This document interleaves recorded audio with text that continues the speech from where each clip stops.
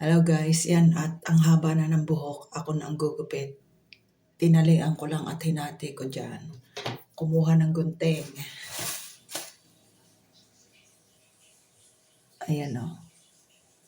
Bago saka ko aayusin. Para tipid ang inday. Wala na rin akong oras. Sa Sabado, papaayos ko kay Mr. or pupunta ko doon sa parlor. Doon sa aming tabi. Kasi pag Sabado, bukas doon sa aming tabi. Ayan. Ang haba na ano kay naman manlagas. Ayan o. Tapos, itong isa. Wala kasi akong pantali kundi isa.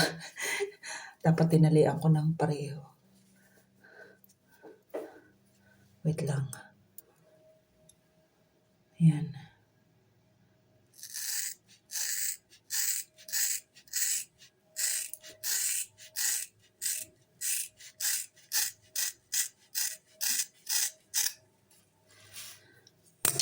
Hindi man siya pantay-pantay, ganito ang gagawin ko.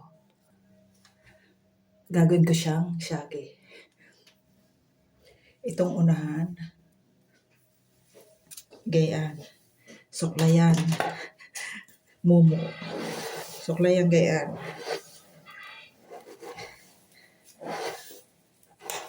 Kasi maliligo ako. Wait lang ha, para hindi magka... Oh guys, ano, tinalian. Itong parting ito, ayan, mahaba. Ito yun sa likod.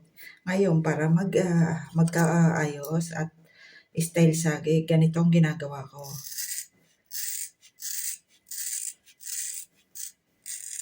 Hindi pa lang nyo kita. Ayan, oh. Ito yung parting likod. Ito yung ating mga nabawas. Ayan. Tapos, syempre, maliligo ang inday. Mamaya ko siya aayusin. Ay, hindi.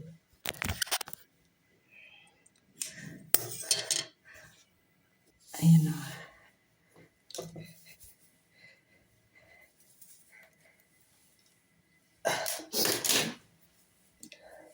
Pag yun ay nasuklay at na-blower, maganda.